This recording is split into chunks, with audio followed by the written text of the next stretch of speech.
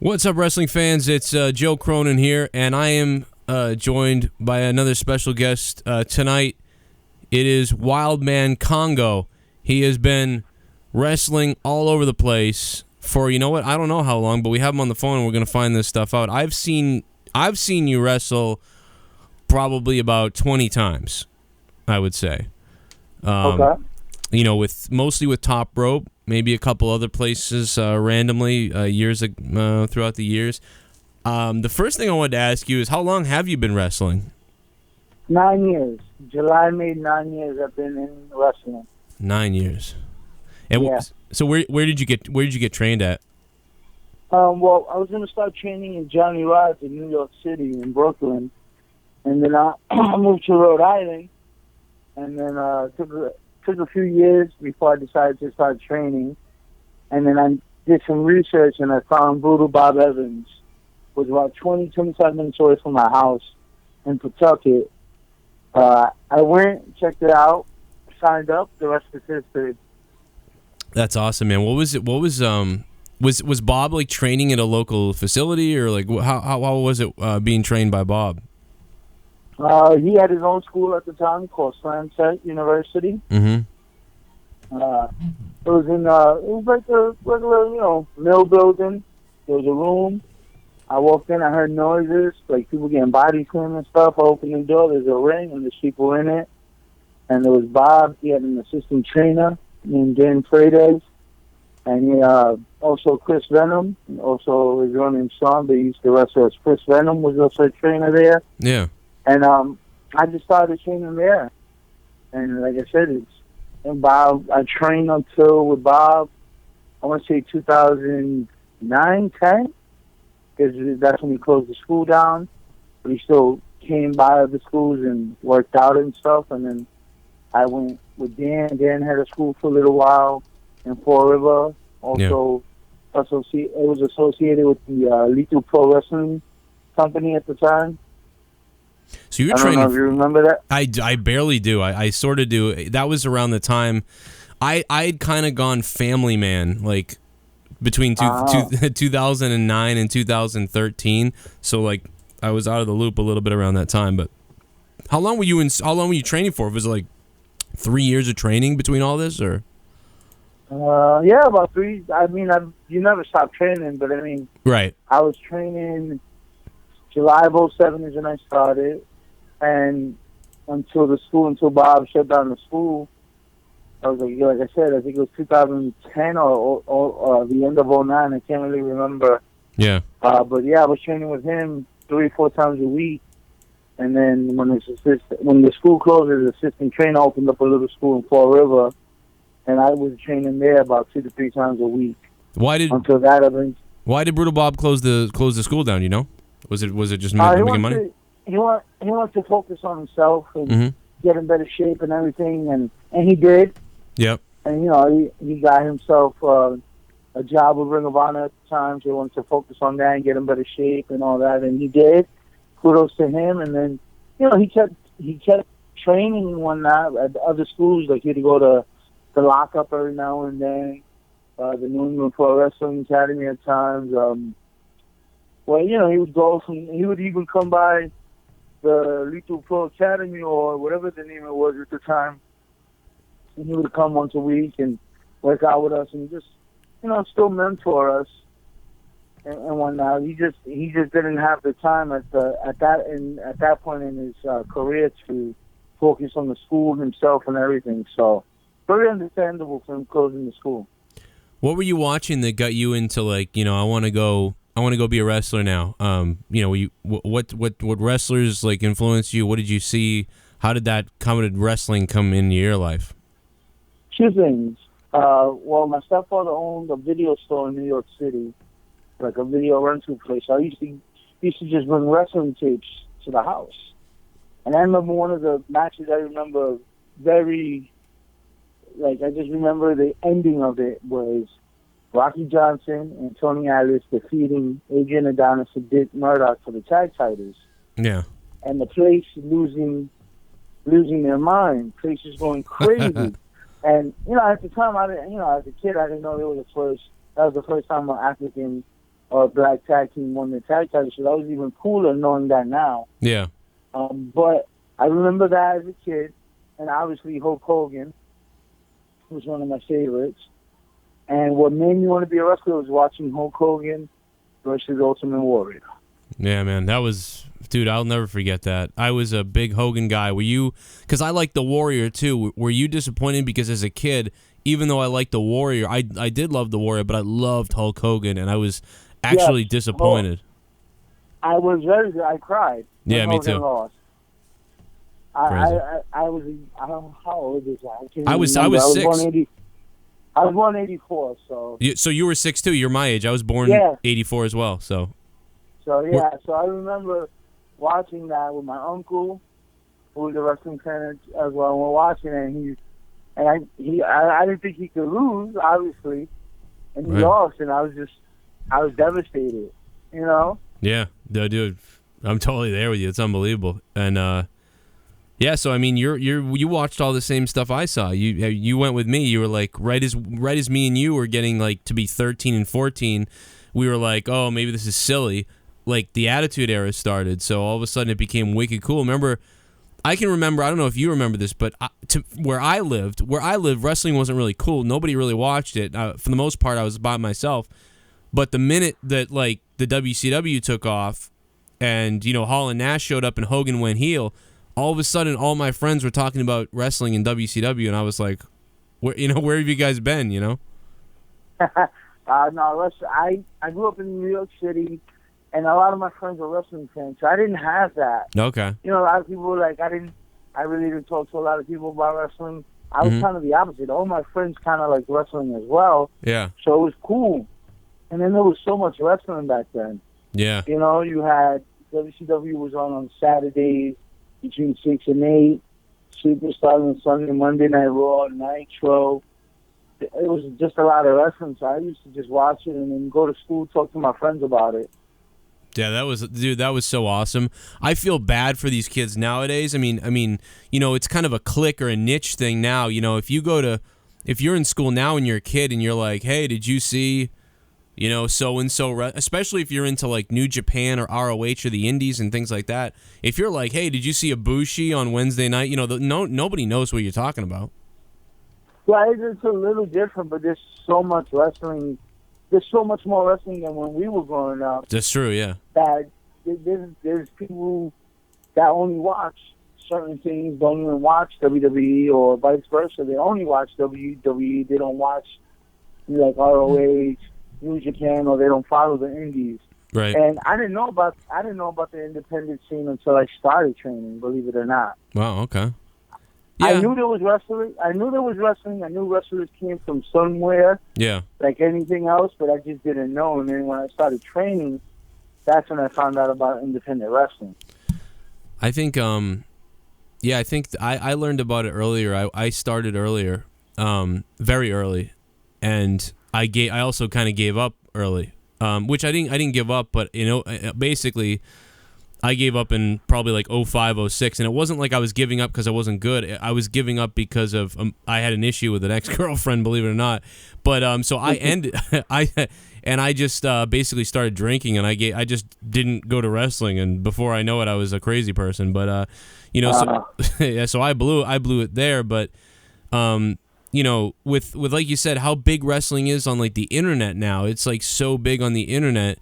That I am allowed to do this job because of just the way people are. I never thought this would be a career. But yeah, dude, I can't imagine if I was back in 1998 doing, we had YouTube then, like people would be blowing up all over the place. It'd be crazy. Exactly. But dude, it'd be different. Oh yeah, it would be. I don't know what it would be like, but it would be wild. I know that'd be like the WILDMAN KONGO. But when did you when did you come up with? And I like that you come out. What do you come out to? Soulfly or Sepultura? Like yeah, Sepultura right now. I have new music, which I will be debuting soon. So nice, dude. I heard that I was fired up because when I was in high school, the two of the biggest things that everything I cared about was always music, wrestling, and doing radio stuff, like doing commentary or shows. And so I was into metal a lot. In fact, we covered a lot of Sepultura songs and Soulfly songs even, and you know, all the metal that was going on in the early 2000s. And you know, I used to play with like Shadows Fall and Hatebreed and stuff like that. So when I heard you come out with that, I was like, yeah, you know, I was fired up. I think one of the first times I heard it was Summer. I know I'm late to the show, but Summer Showdown last year in the main event against Nick Steele. Nick Steele. Now, take me back. We'll get to that in a second, but take me back to where how many names have you gone through? When did WILDMAN Kongo come about? It's just been that. I've been the WILDMAN Kongo from start to now. That's awesome. Well, I mean, we came up with it one night at training. You had training and they came up with it? Yeah, Bob was like, hey, we want to... I was about 6 months into training. Yeah. And Bob Evans always said I'm a natural. I always just... You know, I just do what I... You know, I wanted to learn how to wrestle, so I was really into it.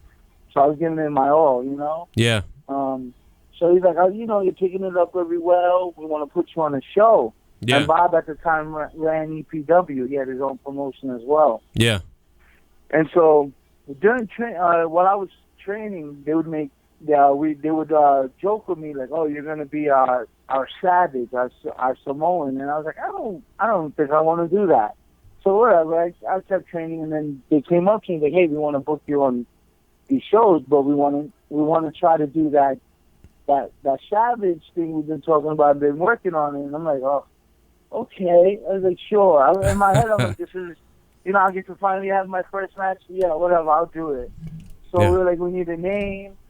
And then a friend of ours named Owen, who was training at the time, doesn't wrestle anymore, good guy. He's like, "What about we call you Kongo, like from the movie Congo?" But I was like, "What about?" I was like, "Okay," but I don't want to spell it the same way. He was like, "Let's just change the C to a K." And I was like, "Okay." I was like, "Okay, that didn't work." And then I got custom gear, and then you know the facing was added, so it evolved. But that's how the name came up. I think it's great. I mean, one of the things I noticed, not like I'm anybody to judge anything, but I do like to critique things. But I really think it's so good. Like watching you now, like you're for your size. I mean, you're so agile, you're fluid, and it does seem like it's natural to you. But the other thing too is like you see a lot of guys like around your size or bigger or whatever, and sometimes they end up like clumsy and stuff, and it's scary. But you're not like that at all. Like you're agile and you're ready, and so it's just. I mean, obviously, Brutal Bob Evans ain't gonna let anybody go in there, listen to what they're doing. But you know, you've just been doing it a long time now. Like you said, it's been 9 years. But I love to watch you work. I loved there was a match you had with Christian Casanova. I want to say 6 months ago or so.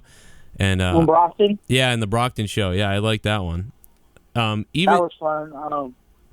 Yeah, it's just a lot of hard work. I mean, you've got to, if this is what you want to do, you got to put in the time. And as a big guy, I know, you know, we get looked at differently. You know, what is this guy going to do? He's just a big guy. So, you know, I appreciate you. You know, I appreciate that saying I'm not down and stuff. It's just all hard work and, you know, just learning.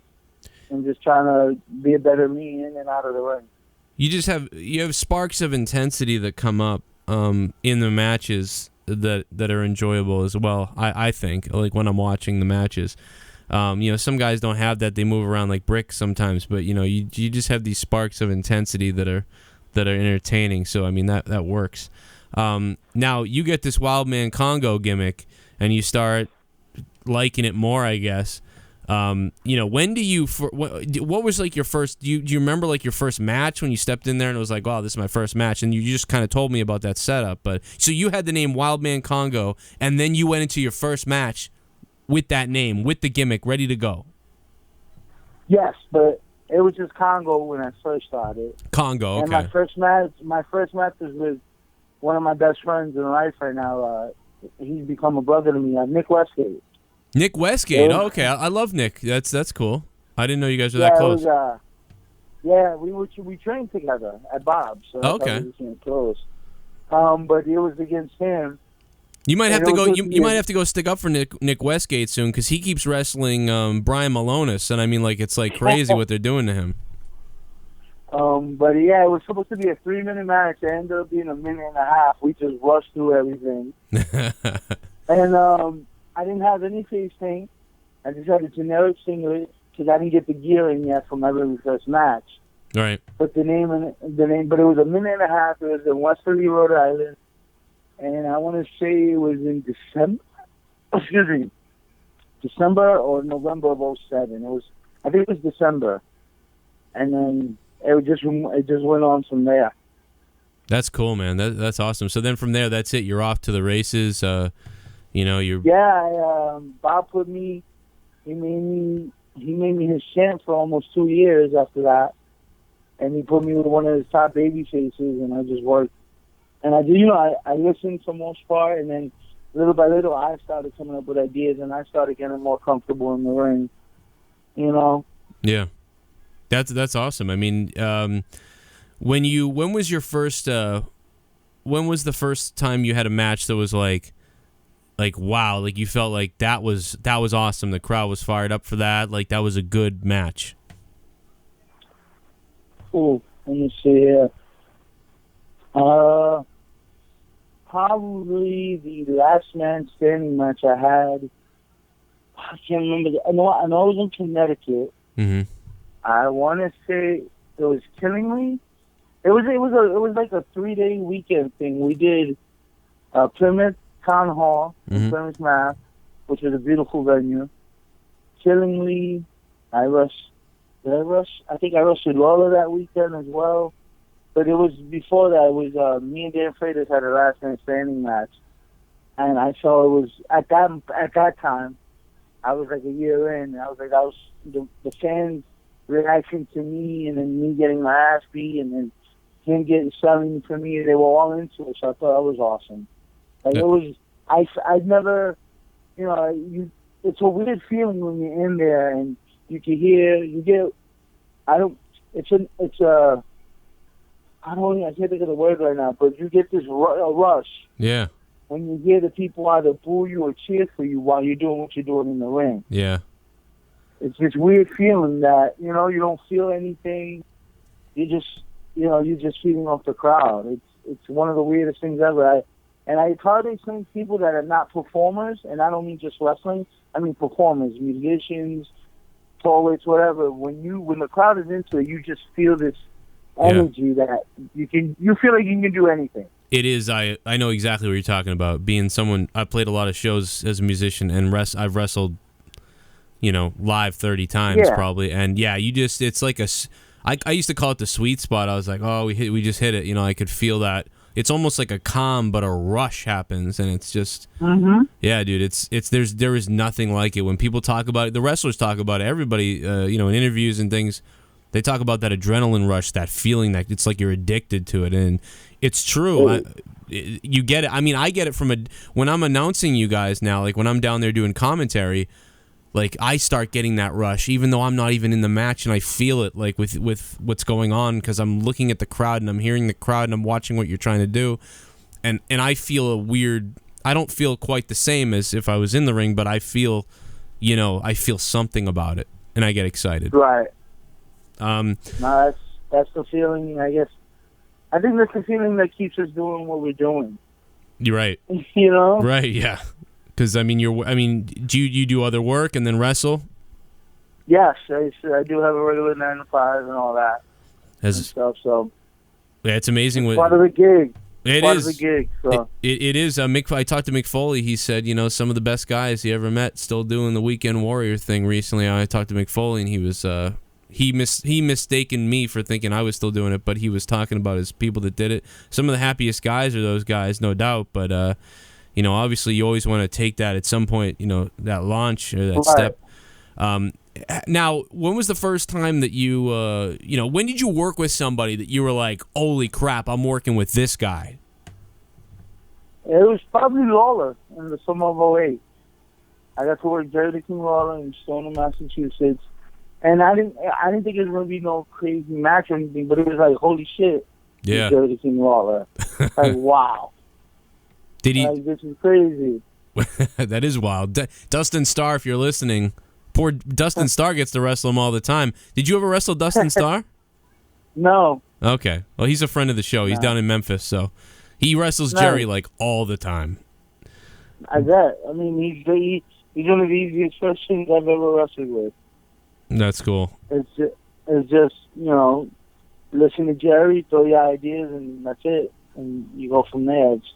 But I was like a year in. It was August of '08. I started training in July of '07. So a year in, and I get the opportunity to wrestle Joey the King Lawler. So have you ever? That is something. That's crazy. What have you ever had a good experience where somebody called you? You worked a show. Did you ever work any shows for WWE or for ROH or for TNA? Did you ever get any of those yet? I've never done extra work for WWE. I would love to, just to see how the whole thing works. Right.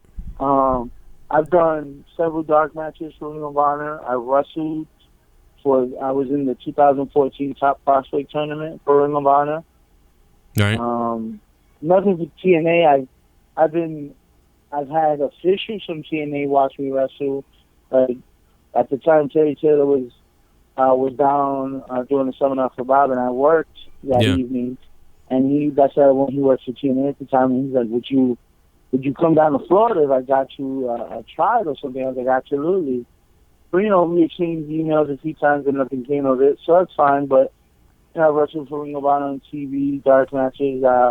One of my first matches in Ring of Honor was in the Hammerstein Ballroom. Wow. So that's badass. That's awesome. That was cool. And then the next night, or I should say afternoon, was the Manhattan Center.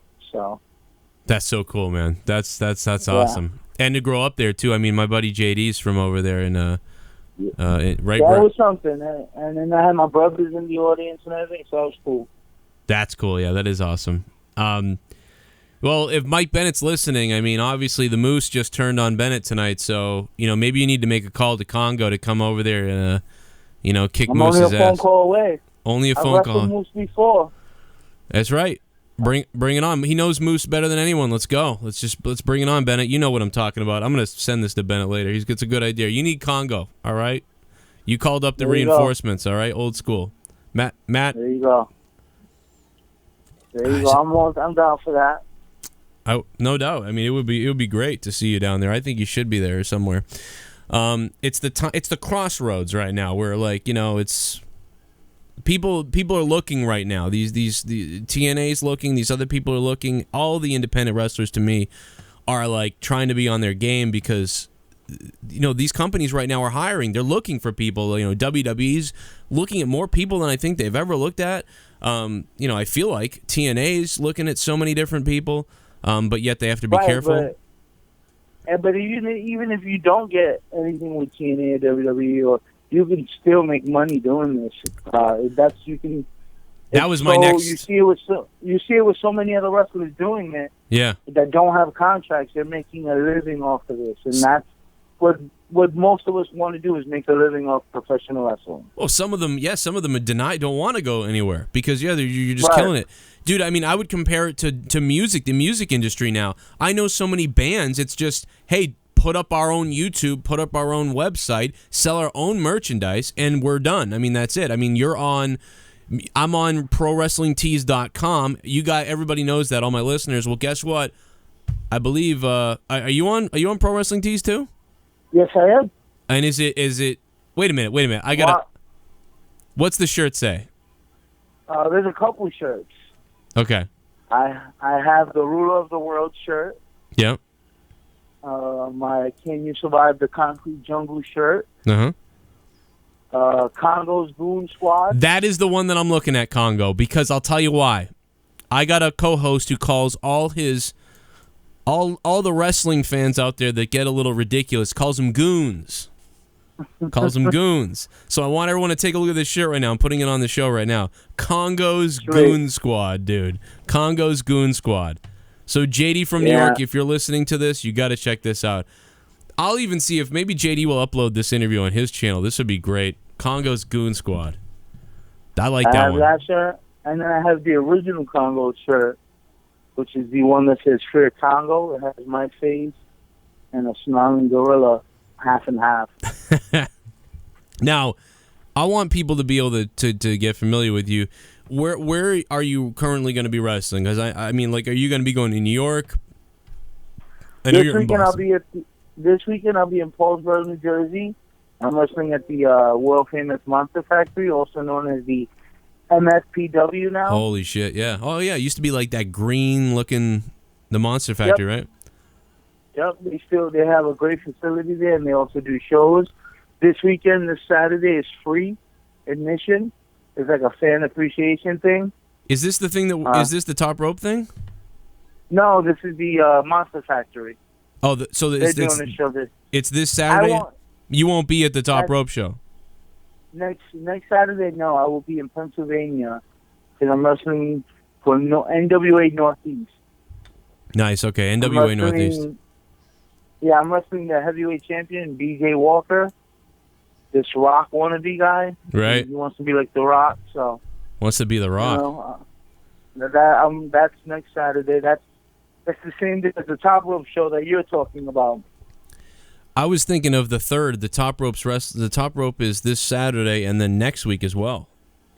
Oh, that's right. They do have something this Saturday. You're not like an afternoon thing, I believe, correct? Yeah, it's like a campground thing. I was thinking about taking my whole family out there, get a cabin, sleep over, and then go just do the show during the day. Why not? That sounds like a good weekend. Plus, it's Labor Day weekend this weekend. So. Dude, I'm pumped up. I'm going to work tomorrow for 4 hours, and that's it. But you guys got to check out Kongo's schedule. You're in Pennsylvania. We're talking about. I got to get. You know what? I don't know if you have your dates, but it would be so cool if you just had a little printout that was like Kongo's tour or whatever. You know.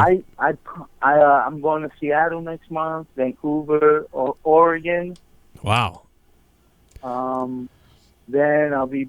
Let me see. I got my schedule here. Give me a second. Dude, Kongo's going everywhere. So, I mean, my fans are worldwide. So, I mean, we've got 38,000 subscribers. Awesome. I mean, we're going to... People are everywhere. I've got fans everywhere. So, everybody listening, you know where you are. Look for Kongo's name. He's probably coming to your town. And you can go meet him, buy that Goon Squad shirt, or buy whatever shirt he has. And then you can be like, I heard you on Joe Cronin show. And Kongo will be like, holy shit. Exactly. Take a picture, do all that. Yeah, and then I got Indianapolis, Quebec. Nice. North Carolina. So I got a bunch of dates. Still got some few dates available. I put it up on my page. Yeah, I saw so that. If you want to book me, you know. That's what sparked me to call you. Or to message you. I was like, oh shit, I should get him on the show like as soon as possible. And yeah, I'm glad you did. Dude, yeah, no, I'm glad you're here. Tell me some other stuff. I want to hear about this. Tell me something bad. We talked a lot of good. I like bad shit. Tell me. Tell me something bad that happened. That's the bad thing. Like, I mean, I don't know if it was from wrestling, but 2 years ago I had to have my left testicle untwisted because it twisted on the inside. Oh my God, you had a torsion or whatever they call it. Yeah, dude. Yes, testicle torsion. Yeah, I woke up with stomach pains. I went to work. Oh my God. And then I go to the gym for a little bit, and the pain shoots down to my left testicle. So I'm like, okay, this isn't normal. I went home. I showered, and I was about to, see if I could just lay down and it'll go away. I just collapsed from the pain. Damn, the pain dude. made me throw up. When I was able to get up, I rushed to the emergency room, and then like an hour and a half later, I was being prepped for surgery. Oh my God, bro, that sucks. I mean, I have a non-descending testicle. Oh. So they had to when I was born with only one in there, they had to pull the other one down when I was a kid, and it was bad. But then the other one did what happened to you, and when I was 11. And they had to go and do exactly that, dude. So I'm right there with you. That's the worst, some of the worst shit, dude. Yeah, I've never felt pain like that ever. Yeah, it's literally like imagine it just twisting and then like turning into a knot, and the knot just cuts off the supply, and it hurt. And obviously you feel it. So it's like pretty much that's exactly what happened. And I'm glad I went in time because the doctor was like, "Well, if you would have waited any longer, it could have died. We would have to remove it." I'm like, "All right." All right, Jesus. sweet. I'm glad.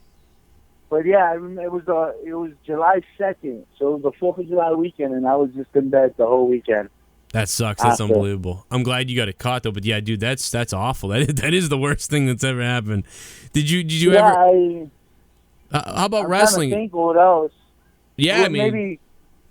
Yeah, that's about it. I mean, I've had, I think, bruised ribs, but man, that that's just not comes bad. with it.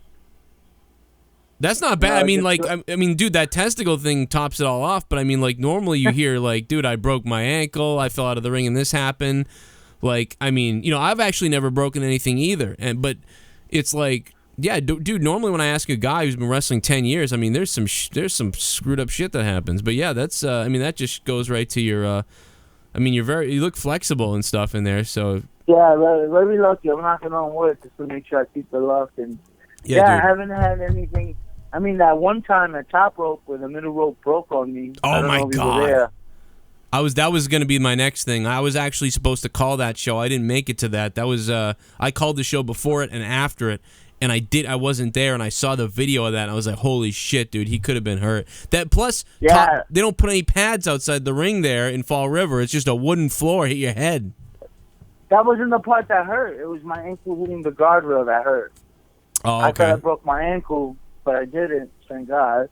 But I just had a deep heel bruise, and the only thing the doctor said was just try to stay off of it, and I was like, well, that's not happening. Just tape it up. And then after that, that's when I decided to get boots, because at that time I was wrestling barefoot. Yeah.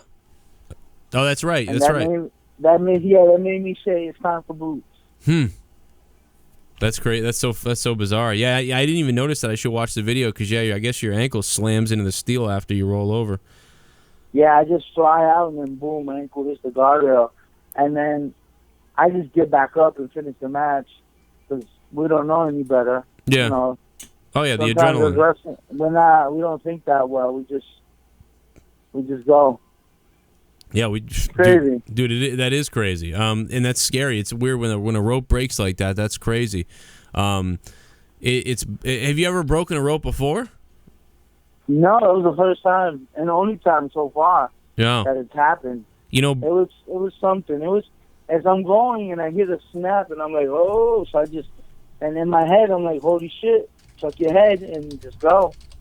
Yeah, I mean, it's pretty crazy because you were going full speed, if I remember. Like you were flying. I got double tackled by Nick Steele and Bane, who are not the smallest guys. Right. And they gave me a double shoulder tackle, so I was going regardless. And I went to hook the rope to try to brace my fall a little bit more, but nope.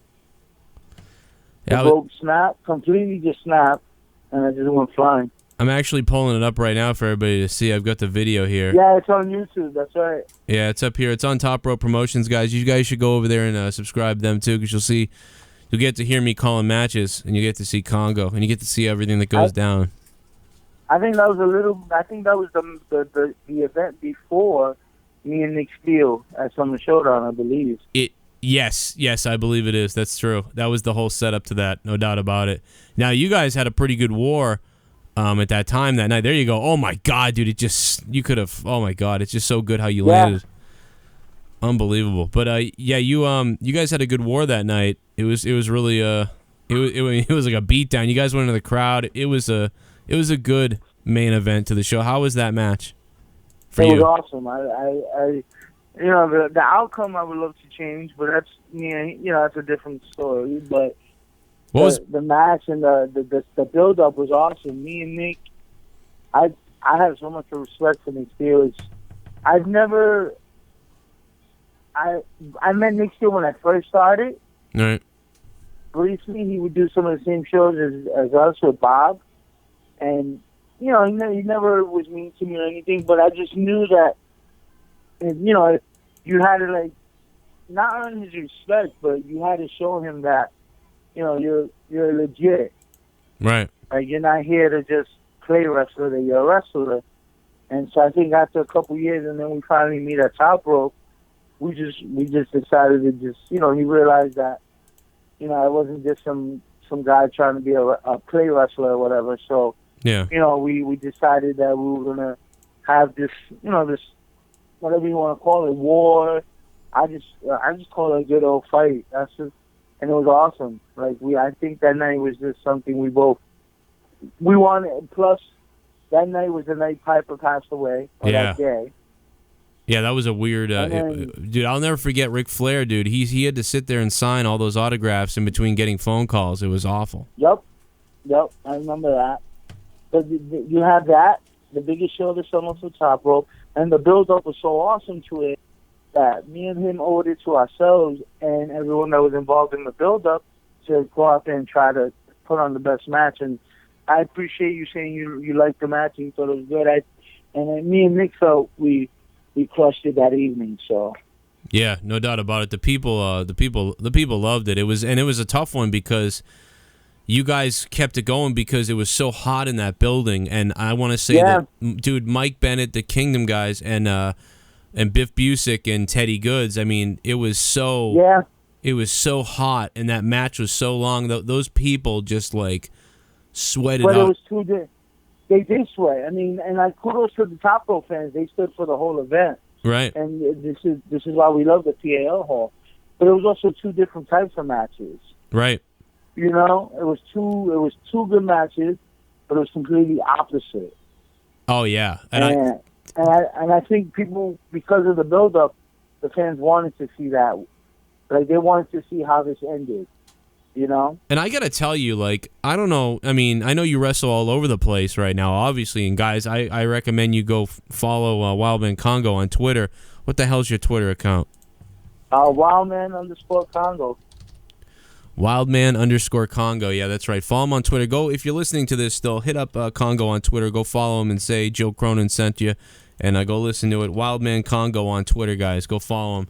And maybe you'll know about where he is next too. You'll have a connection with him because you heard this interview. So, but yeah, dude, it was so good. And one of the things I want to say about Top Rope is it's bizarre because I didn't think so when I first came in. I was like, this is probably, I don't know what they're like here, but they follow through on a lot of these storylines. You guys, and a lot of it's you guys. It's up to you and you guys book and everything. And it's just it was so good, the payoff with you and Nick, and to see that match. And also what happened with Marshall McNeil.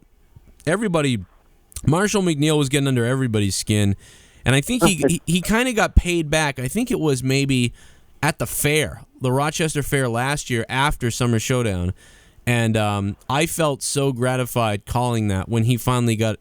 I think Brandon Webb got his hands on him, and it was everything you guys had done with Marshall McNeil leading up to that. It was just, dude, he was so hated. It was painted that way. It was great.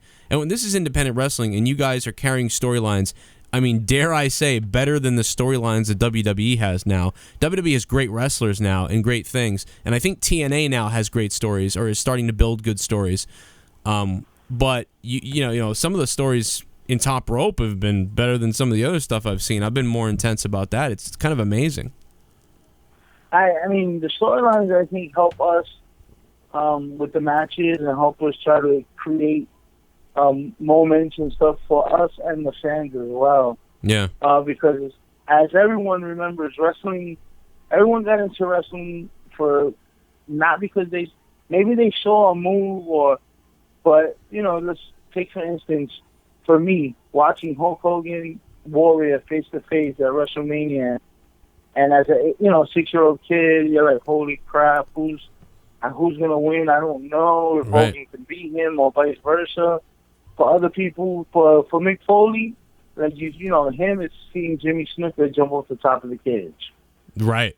Other people, it's finally seeing Shawn Michaels win the belt in that Iron Man match. It's moments, and if we can make moments on the independents, and that's just even. I think that's awesome because everybody, there's people that look down on the independents. Not a lot, but some people do look down on the independents. They'll do some independents, but they won't go out there as much. Or people be like, well, that's not real wrestling. I don't even know WWE. And it's like, this is just the same exact wrestling in WWE is just not in a big arena. I mean, it's as real as it gets. I mean, on the independents. Yeah. And I mean, And I think we have an advantage even more on the independents because we can interact with our fans a lot more than you would at a WWE show. Right. And you can slam into that barricade, man. I mean, it's just you're out there, you're talking, you can do whatever you want. You don't have to be afraid that you're going to get fired because whatever, and you have creative freedom, and it's so free. That's what I would say. It's like it's just so free on the independent scene, and I mean, no doubt about it that I've been a fan. I've been a wrestler, and I'm doing commentary now. I do some wrestling still, but I'm out of shape. But that being said, I'm still. I mean, dude, I'm a fan first. I don't care whatever would have happened to me or whatever could happen to me. I'm always a fan, and I loved being there the other night at Summer Showdown 2016. I mean, it was such an awesome night. I mean, tell me about that the other night. Like, what was, because we're gonna be selling the DVD here soon. What was your night like with your match and everything else? Well, I at first we didn't know if the show was going to go on because it was raining that day. Right. But then Top Rope moved the event to inside, so that was awesome. So we were still able to have Summer Showdown. It was a sold-out, packed house. Might have looked even better. Because it was just packed. You couldn't. There was no. It was like completely sold out inside. Outside, it would have been more scattered. Right. Exactly. And they were loud from beginning to end. And then I got in the ring with Gangrel, Vader, Bob Evans against me, Zane, and Jimmy Malonis, and two guys that grew up watching, and one guy I know very well on the other end of the ring against me. So it was another memorable moment for me, and another great Summer Showdown in the book. How about I thought Vader might actually kill an audience member. That was interesting. I don't know if Vader. Can I tell you how I painted it? Because from my point of view, I kind of like went, uh-oh. Because Vader was like, I felt like either Vader is still amazing or he seemed full, like he was full shoot on the crowd at one point. Like he was supposed to be the face because he was with, Bob Evans. You guys are the bad guys, of course. And he like almost went after the fans. Then the posse yelled something that he heard, and then I thought he was going to kill them. And I painted it like this. I painted it like, well, Bob Evans knew to take on these three individuals that he was going to have to go somewhere dark, that he was going to have to go somewhere unexpected, somewhere even he maybe didn't want to go, and he dialed up Vader, a man that can't be controlled and has no, blah, blah, blah. And so that's how I built it on the microphone. But that's the only way you could have built it. I didn't know what was going on. And he just started yelling at the fans, and I just like, all right. I was not going to get in his way at that moment. The match hadn't started yet, so I was waiting. I mean, like, you recognize things right away, like, oh my God, Vader's out of his, I don't know if Vader knows where he is right now. He might think he's the heel or whatever. He kept, I don't know if you know, I mean, obviously you did notice this, but I noticed it. He kept trying to go in the match untagged.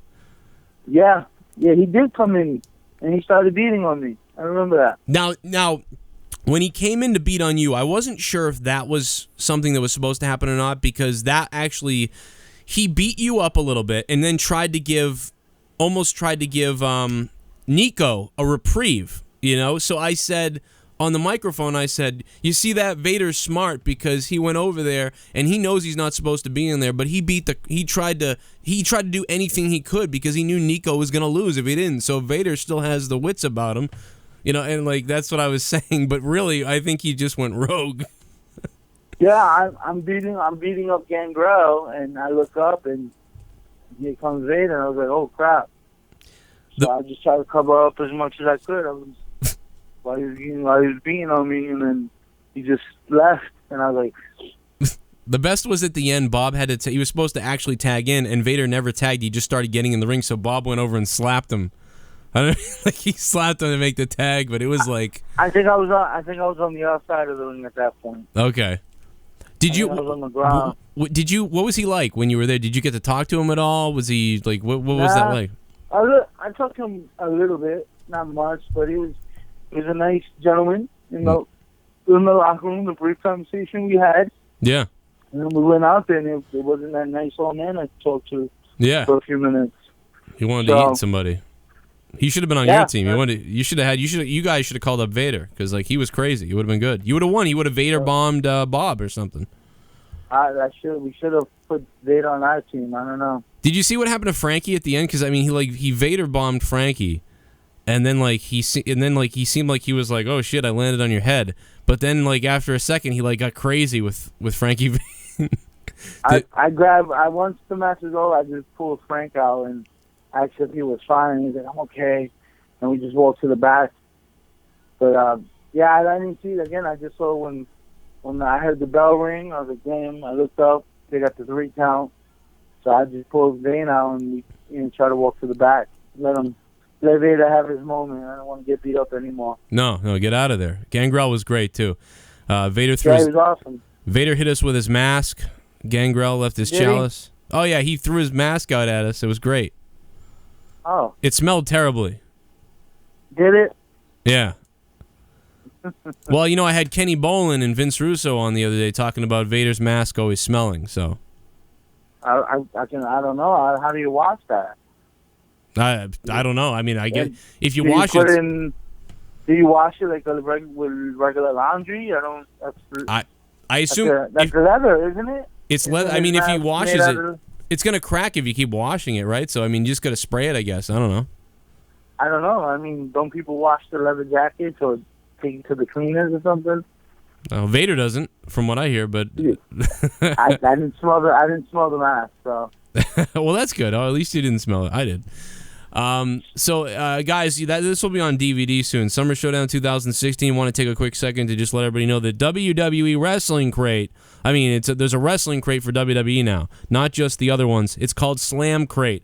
Slam Crate is going to be available from Loot Crate. I've spoken with the officials at WWE, and I've spoken with the officials at Loot Crate, and they're going to be sending me a box free for me every month, supporting the channel. And there's a coupon code. If you guys go to my website, joecroninshow.com or joecroninshow.net, you can look for that Slam Crate advertisement. Click on the Slam Crate. Click on the coupon Joe sent me, and you guys are going to get 10% off your Slam Crate from WWE and Loot Crate, and I'll get credit for it as well. So go check that out. And also, well, that's about it. ProWrestlingTees.com. You can get Kongo stuff. You can get Wildman Kongo's T-shirts, as well as the Joe Cronin Show T-shirts as well. And what else is up? Is there anything else that you wanted to plug that's coming up or anything like that? I got some available dates. Check my site, my fan page for the available dates. If you want the Wildman or the local promotion, company, tag them, send them tweets. We'll get the Wildman over there. I won't disappoint. You won't be disappointed with what I do in the ring. I got a couple events coming up. Like I said, this weekend, Monster Factory is a free event for fans out there in Paulsboro. Always a good time, always a packed house. How can you beat a free show on a Saturday? We also have next Saturday, we're going to Pennsylvania. I can't remember the city right now, but it's NWA Northeast. NWA Northeast. NWA Northeast. I'm wrestling for the heavyweight championship over there. That's going to be cool. A gentleman named BJ Walker. All right. So everybody listen up at PA. Yeah, and then I got, like I said, my upcoming trips to Seattle, Vancouver, Oregon, Indianapolis. I'm just traveling, trying to keep the brand and the name, keep it going. Now, you and Bob have been traveling around. I've been seeing your live Facebook feeds. I'm usually at work and stuff, but yeah, you and Bob are just killing it driving around Facebook Live. Yeah, I've been fortunate enough to have him as my mentor, and I help him with his seminars. I'm kind of an assistant with him. Yeah. On these Hangs of Bob seminars, and it's hard to explain, but it's really the thank yous and the things he does and the way he goes out of his way. I've seen, and it's not just a hashtag Hangs of Bob here to serve. I've seen people message him and text him, people that we've seen on TV weekly, and actual advice or just feedback or just their thoughts on certain things. Yeah. They've messaged this man, and I've just been fortunate to be under the learning tree, and it's helped me be a better performer, but also it's helped me be a better, I don't want to say trainer, because I don't know if I ever want to train people, but it's helped me become better at trying to get my point across or try to how to explain certain things to certain people. Like when you're working with people, it's just helped you easier when you're working with a guy in the ring. You know how to explain it better. Right, and not even just in the ring, just in general with just people. Yeah. Because again, like anything, some people will learn quicker, some people learn other ways.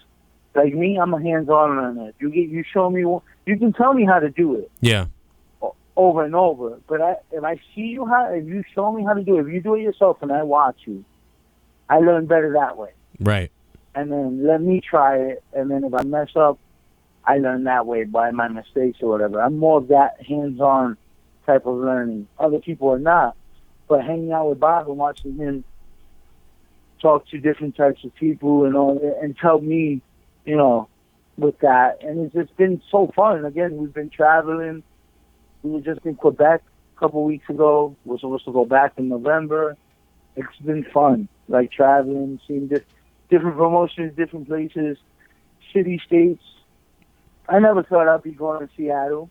Right. It was my second time going. I was there in April. I'm going again.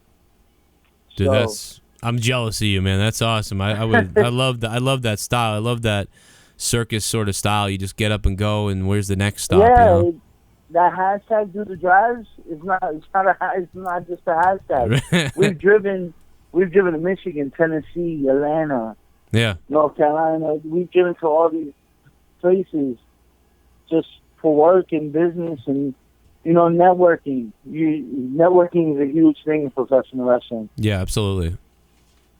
Yeah, I mean, it definitely is. The people that you meet, and you never know when someone's going to call you. I got a gig doing commentary because Chris Escobar tagged me the other day real quick, and I responded first, and bam, they took me. So, yeah, dude. There you go. I mean, it works that way sometimes. Yeah, absolutely. And for them to think of you. And yeah, you're with one of the best guys. I mean, Bob Evans, I look at his Twitter, I look at his Facebook rather, and just what he says it's just crazy. I love reading Bob's stuff. I don't always agree with it sometimes. In fact, sometimes I troll him and I write these goofy things, but Bob is so respectable that, I mean... Right, and I don't agree with everything either, but we're such good friends that I can understand where he's coming from and he can understand where I'm coming from. Yeah. But every piece of advice that he's given people, he has done himself. Right. I mean, he just gets the thought process turning, man. You're right. I mean, he really did. You can see it. This is why you guys are so good. I mean, I got to get Bob on here one time too, but he's, it's just awesome. And it's cool that you're that close with him too, because I mean, you guys are great. And maybe you guys will have a singles match coming up at Top Rope. That'd be cool. We just had one not too long ago. What was I wrestled him in? Was it Wareham? Oh, wait a minute. What was the, it was. Maybe it was Wareham. What was the one where, because you guys did that night where there was the roulette and you didn't know who you were going to wrestle? I wrestled Vane that night. You wrestled Vane. Was it, you guys kicked the shit out of each other, didn't you? Pretty much. I feel like you guys, was that the night that you guys like really beat on each other? No, we usually do that all the time, but it was in Brockton. That was me and Vane. And me and Bob was in Wareham at the with Teddy Long was the special guest. Right, I missed Wareham. That's why I didn't know about it, because that was another one I missed. I missed Wareham, so that's too bad for me. The only thing I was like, oh man, I was looking to see the video of that, but I know that Wareham place is always kind of dark. It's always kind of darkly lit. Yeah, the ring was lit, but some around the ring, not in the ring, but around the ring was a little darker, so yeah, the lights were focused on the ring, which looked cool. Yep. Well, that's cool, man. I know what you're saying. Well, when's the next time that you're going to be up my way where I'm going to see you? Do you know when the next show is that you'll be at? Where I'm there? Is it going to be the 23rd in Brockton?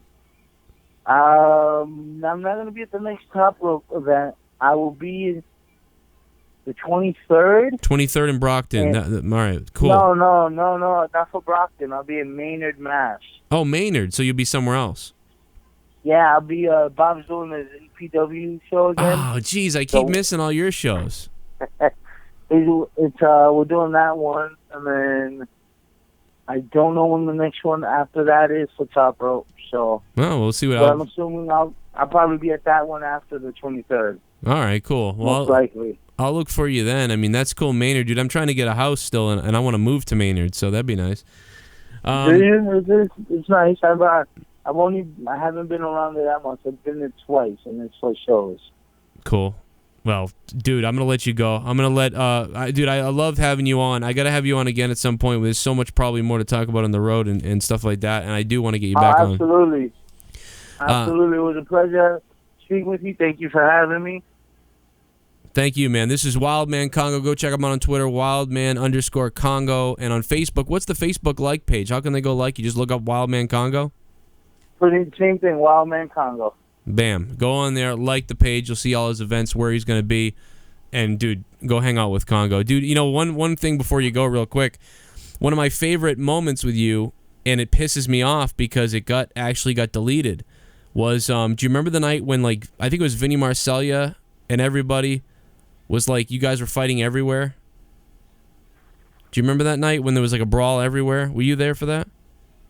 Brawl everywhere. Yeah, you guys like fought. It was in Brockton, and you guys fought everywhere, and it was like.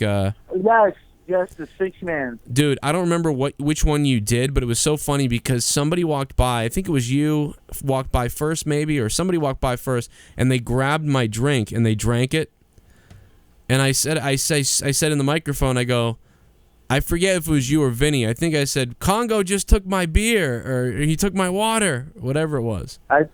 I think it was maybe Nick or Vinny, and then they may have hit me with it or something. Yeah, then he hit you with it. Okay, that's what it was. And then the next guy took my beer from me after the guy before took my water. And I said, he just took my water, you know. And then and he just took my beer, and I had no drinks left. So I thought I'm gonna say Nick Steele was the one that took your beer. I'm gonna just go on the limb. Oh yeah, well it was definitely Nick then, of course. Yeah, I'm going to say if there was a free beer there, Nick probably took it. Nick took a beer, and his head was bleeding while he did it. That's Nick. So the worst thing, though, is we crashed into the table, and the thing got unplugged. And when it unplugs, it just deletes the whole track. It doesn't save and anything. So if you watch the DVD, which I have, halfway through the DVD, the audio for the commentary goes out, and it's just the rest of the show is blank. And I was like, no, because it's the funniest thing, because I'm screaming about how, you guys took my drinks and stuff, and he hits Kongo with whatever it was. And I don't know, dude, it was just funny, and it was just a shame it didn't get picked up, but that was a good night. I look forward to the future, man. Thank you so much for coming on, guys. Hope you guys click the like button, share. Go check out Wildman Kongo. And if you guys like the video, share this everywhere, and tweet me on Twitter about it, and tell Kongo Joe sent you. We'll see you guys later. Have a good night.